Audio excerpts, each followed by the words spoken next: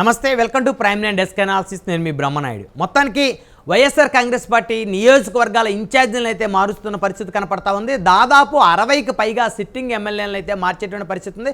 ఎమ్మెల్యేల పనితీరు బాగోలేనటువంటి వారిని అందరినీ కూడా మారుస్తామంటూ గతంలోనే వైకాపా అధినేత మాట్లాడారు. అదేవిధంగా వైవి సుబ్బారెడ్డి లాంటి నేతలు, సజ్జల రామకృష్ణారెడ్డి లాంటి నేతలు కూడా చాలా స్పష్టంగా చెప్తా ఉన్నారు. ఎవరైతే పనితీరు బాగలేదో వారందరినీ ఖచ్చితంగా మారుస్తామని చెప్తున్నారు. రానున్న ఎన్నికల్లో వైకాపా అధినేత జగన్మోహన్ రెడ్డి మళ్ళీ ముఖ్యమంత్రి కావడమే ప్రధాన లక్ష్యంగా అయితే వైసీపీ అధిష్టానం పావులు కదుపుతోంది. దీనిలో భాగంగానే మొదటి విడత 11 నియోజకవర్గాలకు సంబంధించి సమన్వయకర్తలను ప్రకటించారు. వారిలో అద్దంకి నియోజకవర్గం చూసుకుంటే హనిమిరెడ్డి అనేటువంటి ఒక నేతకు ఇక్కడి నుంచి సమన్వయకర్త అవకాశాన్ని కల్పించారు. అయితే హనిమిరెడ్డి కనుక వచ్చే ఎన్నికల్లో అద్దంకి నియోజకవర్గం నుంచి వైఎస్ఆర్ కాంగ్రెస్ పార్టీ అభ్యర్థిగా పోటీ చేస్తే ఖచ్చితంగా ఓటమి చెందుతారనేటువంటి ఒక అభిప్రాయం, ఒక ఇండికేషన్ అయితే జిల్లా వ్యాప్తంగా వెళ్ళే పరిస్థితి ఉంది.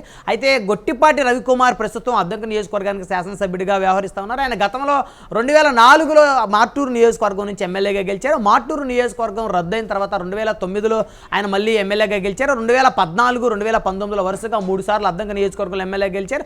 మొదట కాంగ్రెస్ పార్టీ తరపు నుంచి 2 సార్లు గెలిచారు. ఆ తర్వాత వైఎస్ఆర్ కాంగ్రెస్ పార్టీ, తర్వాత తెలుగుదేశం పార్టీ తరపు నుంచి గెలిచిన పరిస్థితి ఉంది. గొట్టిపాటి రవికుమార్ ప్రస్తుతం అద్దంకి నియోజకవర్గానికి మకుటం లేని మహారాజుగా వ్యవహరిస్తున్న పరిస్థితి ఉంది. అద్దంకి నియోజకవర్గంలో గొట్టిపాటి రవికుమార్ను ఓడించాలంటే సాక్షాత్తు జగన్మోహన్ రెడ్డి రంగంలో దిగినప్పటికీ కూడా డిపాజిట్లు కూడా దక్కించుకునేటువంటి పరిస్థితి అయితే ఉండదని చెప్పొచ్చు. అద్దంకి నియోజకవర్గం మొదటి నుంచి కమ్మ సామాజిక వర్గానికి కంచుకోవటం చెప్పొచ్చు. అలాంటి కమ్మ సామాజిక వర్గానికి చెందినటువంటి గొట్టిపాటి రవికుమార్ ఈ నియోజకవర్గంలో ఆయన ఓడించడం అనేది ఎవరి వల్ల కాదని చెప్పొచ్చు. అద్దంకి నియోజకవర్గంలో దాదాపు 60,000 నుంచి 70,000 కమ్మ సామాజిక వర్గం ఓట్లు ఉన్నాయి. అదేవిధంగా మిగిలిన సామాజిక వర్గాల్లో కూడా గొట్టిపాటి రవికుమార్కి మంచి గుర్తింపు పేరుందని చెప్పుకోవచ్చు. అటు కాపు సామాజిక వర్గం, ఎస్సీ సామాజిక వర్గాల్లో గొట్టిపాటి రవికుమార్కి వీరాభిమానులు ఉన్నారని చెప్పొచ్చు. అలాంటి గొట్టిపాటి రవికుమార్ని ఓడించాలంటే ఖచ్చితంగా కమ్మ సామాజిక వర్గానికి చెందినటువంటి వ్యక్తులు మాత్రమే ఇక్కడ ఎమ్మెల్యే అభ్యర్థులుగా బరిలోకి దింపితే కనీసం గొట్టిపాటి రవికుమార్కి పోటీ అయినా ఇచ్చేటువంటి పరిస్థితులు ఉంటాయి. అంతేకాని రెడ్డి సామాజిక వర్గానికి సంబంధించిన వ్యక్తులను తీసుకొని వచ్చి ఇక్కడ ఎమ్మెల్యేలుగా నిలబెడితే ఖచ్చితంగా వారు డిపాజిట్లు కోల్పోయేటువంటి అవకాశాలు అయితే ఎక్కువగా ఉండే పరిస్థితి ఉంది.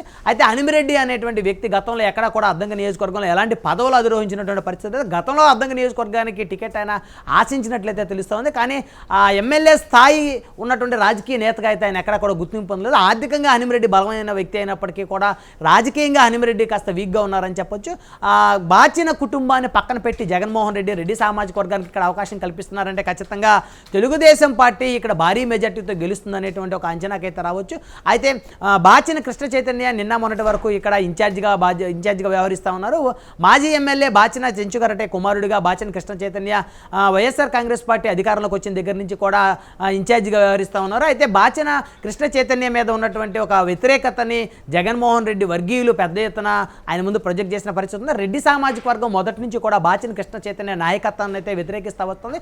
జగన్మోహన్ రెడ్డి అధికారంలోకి వచ్చిన దగ్గర నుంచి కూడా అద్దంకి నియోజకవర్గంలో రెడ్డి సామాజిక వర్గం పెత్తనం అయితే ఎక్కువైందని తెలుస్తుంది. అయితే ఈ సామాజిక వర్గం అంతా ఏకతాటి మీదకి వచ్చి రెడ్డి వర్గానికి సంబంధించిన నేతనే ఇక్కడి నుంచి ఎమ్మెల్యేగా గెలిపించుకోవాలనేటువంటి ఒక బలమైనటువంటి దృక్పథంతో హనిమిరెడ్డిని ఇక్కడ రంగంలోకి దింపిన తెలుస్తుంది. హనిమిరెడ్డి ఇక్కడ వైవి సుబ్బారెడ్డికి గ్రూపుకి సంబంధించినటువంటి వ్యక్తిగా చూడొచ్చు. వైవి సుబ్బారెడ్డికి సంబంధించినటువంటి వ్యాపార లావాదేవీలో హనుమరెడ్డి పార్ట్నర్గా ఉన్నారని చెప్పొచ్చు. ఇలాంటి హనిమిరెడ్డి మరి అద్దంకి నియోజకవర్గంలో గొట్టిపాటిని ఏ విధంగా ఓడిస్తారనేటువంటి దాని మీద అయితే ఇంకా స్పష్టత రాలేదు. మొత్తానికి జగన్మోహన్ రెడ్డి పనితీరు ఏదైతే ఉందో, సమన్వయకర్తలు మార్చినటువంటి తీరు ఏదైతే ఉందో ఖచ్చితంగా వైఎస్ఆర్ కాంగ్రెస్ పార్టీకి అయితే నష్టం చేకూర్చే పరిస్థితులు స్పష్టంగా కనబడుతున్నాయి. మొత్తానికి బాచిన కృష్ణ చైతన్య నిర్ణయం ఏంటి అనేది అయితే ఖచ్చితంగా మరికొద్ది రోజులు వెయిట్ చేయాల్సినటువంటి పరిస్థితి ఉంది.